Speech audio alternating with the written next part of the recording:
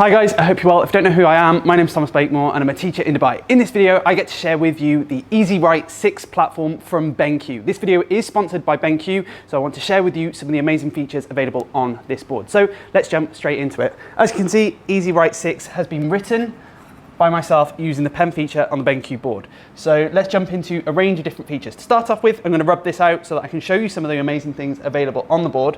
So I'm going to just either lasso it, which is down here, or I can just press erase all and clear everything. So if you're looking at it as just a whiteboard, I can share it with just my pen. And with this pen, I can do a range of different things. So as you can see, I've got a range of different colors, orange, and that's pretty straightforward. But if I didn't like any of the colors, just because I'm picky, I could then go into this and then create my own custom colors using either the wheel or some of the palette available here too. I'm going to stick with black for this video. Within the pen section too, you'll also see that a highlighter feature is available too. This is going to be great if you're teaching a lesson where you have to identify something like the features of a text, and then you can look into this and then highlight certain features too.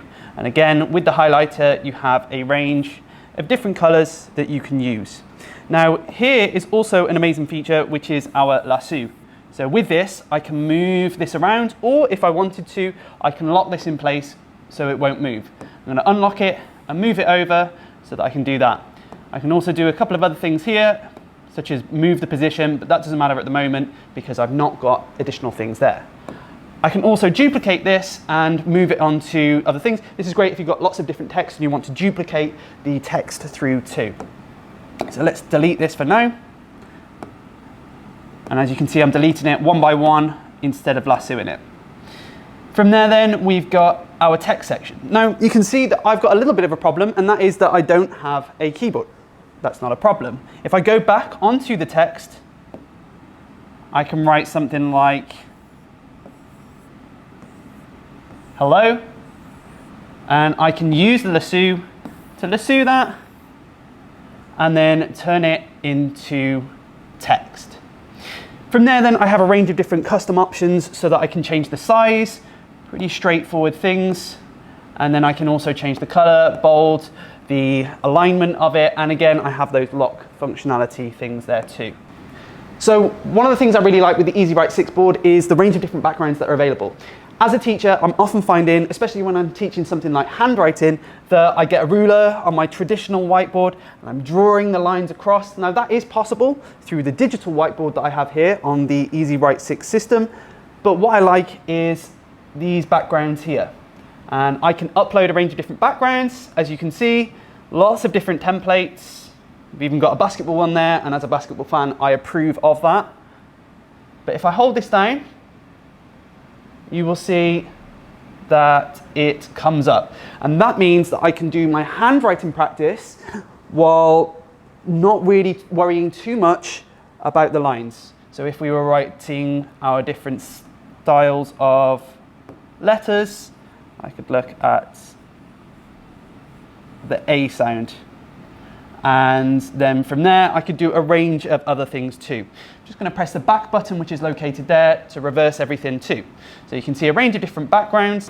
Also within the backgrounds, there are the ones that I've shown you through this, but there's also a couple of other different backgrounds that you can see here.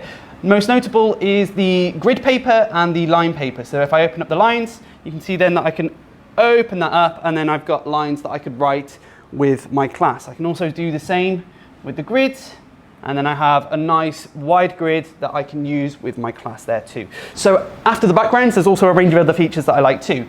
Within this section, you can also see that there are sticky notes. So if I were to just type something like hi and then click off, you can see that I can just move this around. This is going to be great if I've got a picture on here and I want to just put some sticky notes so that the children could identify, I don't know, different adjectives about an animal or something along those lines. From there then, we move on to the different shapes that are available. Nice and easy then, so I don't have to mess around with trying to draw the perfect circle, and I can look at what the filling's going to be. Usually it's something like white. I can also look at the outline too. And then by using that, I can start setting up and duplicating something along those lines. And you can see that I can start to create my own sort of custom templates. Now that we've got some of the more basic features available on the EasyWrite 6 platform out of the way, let's show you one of my favorite sections, which is this box down here. I will also, in the future, make a video about some of the games that you can play through using some of the tools available here. By the time I've made this, you will be able to see this, so make sure you check out the link in the corner to go and see that video. So I want to show you some of the different tools. This is the basic ruler. As you can see, this is great for measurement lessons, but then from there too, what you can do is also draw straight lines, which is really nice, especially if you just wanted to quickly be able to write something and show your class. Super. From there, I also wanted to show you that you can change the angle there, and this is a really nice feature too, because you can see the angle of the ruler is set up there as well. From there, you can see that we have our protractor, and our protractor is going to help us with angle lessons, and we can change this around nice and simply. And then one of my other favorite features to use is this compass, and we can change the width of the compass and then move that around, and then using the pen function I can draw myself a lovely circle. So I haven't got to try and bother with trying to do one of those crazy freehand circles. If I needed to use perhaps something like the circle function too, that's also available, but this is going to really help you show your children how to use a compass, which can be interesting. From there, some of the other tools that we have available, we have our calculator so that we can quickly do mathematical questions and use that.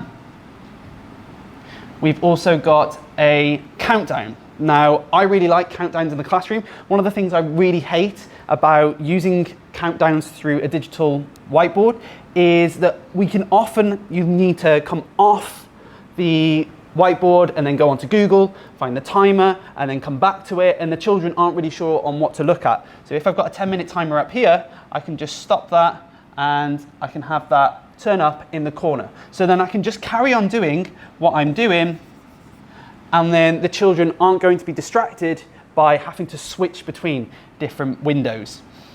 So I'm just going to tap on that, and I can stop that at any point and click that off. And then as you can see, nice and easy to just rub this off, or I can use that lasso and delete it, which is my favorite thing to do. From there, we've also got ourselves our stopwatch. So we can use that stopwatch, we can start it, and the same again, we can have that up in the corner, and when it comes to the games, I'll show you all sorts of different ways that we can use that to really innovate and gamify learning in the classroom. From there, within this section, we have the scoreboard. Now, I've recently gone back to group tables, so this would be a great feature for gamifying learning, and we can click on that. You choose how many teams you need. So I've got 6 tables in my class at the moment, and then press start. So as children do something, you can then add those points, or controversially, take them away. And from there, again, you can keep those up in the corner, which is really exciting, so that the children can see something that we're working towards, again, to be spoken about in a future video. This is another really exciting feature, and there's plenty of different gamification elements that we can use through this. You then choose how many teams you're going to have, either 2 or 3. I'm going to pick 3. And then from there, the screen is split into 3 different sections. So you can imagine you've got 3 children coming up to have some sort of competition, and then you write on this, and as you can see, no matter how hard I try, I can't write on the other person's board until I pick this pen up and start writing on the other side, and then again, I can't write on the other person's. So this is really interesting and can be used in a range of different ways, as I'll show you in a future video. So one of the things that I find really interesting when using this board is that it's not just the interactive whiteboard that is available. What I can do is import some of the different files that I have as a teacher. This is really useful because as a teacher, I don't just want to recreate my files over and over on new platforms. So if I've created something on, let's say, Google Slides or PowerPoint, I can then import that into this software, and it's really effective. So let me show you how to do that. From here then, I'm going to tap on this, and I'm going to press this button, which is going to open up here. Now, I can either import it from a USB drive, which I'm going to show you, or, as you can see up here, I've got a range of different cloud-based services, which I can upload the file from. So we've got Google Drive, Dropbox, OneDrive, and then I've got my internal and then external drive, which is this USB drive here. This is one that I've set up already, and this is a typical lesson that I would teach in school. From here, what's going to happen is this will open up and I can choose whether or not I want to not put this one in and not put this one in. But for today's little lesson, I am going to press select all because I want everything to go in. And then from there, it's going to import into this platform. From here, I'm going to go back to using these arrows so that I can quickly navigate if I need to, or just progress through the lesson to something like this, where I'm going to showcase all of the different things that the children need to write during the arithmetic lesson. I could also use this tool and start to open it and close it too. And I can go to my pen, use black, 1 + 8, 9, etc., etc. And that's going to be really good for modeling. Now, as a teacher, one of the pain points that I have is that I might upload this, but then I need to upload the next one and the next one and the next one. So what I would do in the morning is just make sure that I have things uploaded, and I would set it up from here so that you can then come through into the files. And you can see up here, this is one that I've previously uploaded. So in the morning, I can just upload everything. And then as I'm going throughout the day, I can go back to those lessons that I've already uploaded, which makes it really quick for transition time. So you're not messing about while trying to upload things because it's already done in the morning, which makes it really simple for you. So then from there, once you've uploaded something, one thing you do need to make sure is that you save it.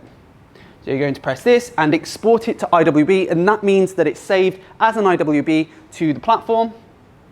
So you can just save it to the internal drives that I've got here, or I can put it to internal, and it really doesn't matter as long as you save it. So now that we've spoken about uploading files to the EasyWrite 6, one of the things that you can do is make sure that you record your lessons through this here. So this is now recording, as you can see up in the top corner. So if I'm modeling something like long division, column addition, then I can make sure that I'm using this here. So if we've got something like 324 and we're going to add 111, I can then 5, 3, 4, there's our answer, but then I can then press stop.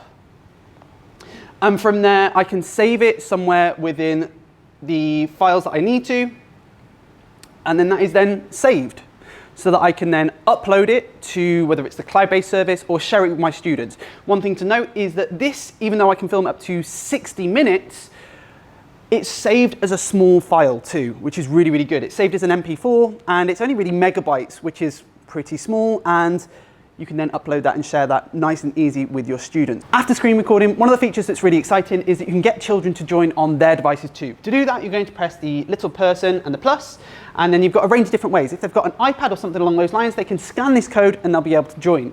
Or you've got a link in the corner and you can put that to something like Google Classroom or an integrated learning platform so that they could really join that and engage with the lesson, whether they're in the classroom or somewhere else in the world, such as distance learning. From there then, you can then get the children to either join and write on the flip chart that you're using at the same time, or you can just let them see what you're writing and engaging with too, which is really great. So this is the EasyWrite platform. I really do hope you've enjoyed this video. If you want to find out more about the EasyWrite 6 or the BENQ interactive flat panels that I'm using at the moment, check out the links in my description too. I do hope you enjoyed the video. If you did, feel free to like it. If you haven't yet had a chance to go and subscribe to the channel, do that. I create lots of different content about teaching and Dubai too. Hopefully, I will see you in the next one. Until then, I'm out.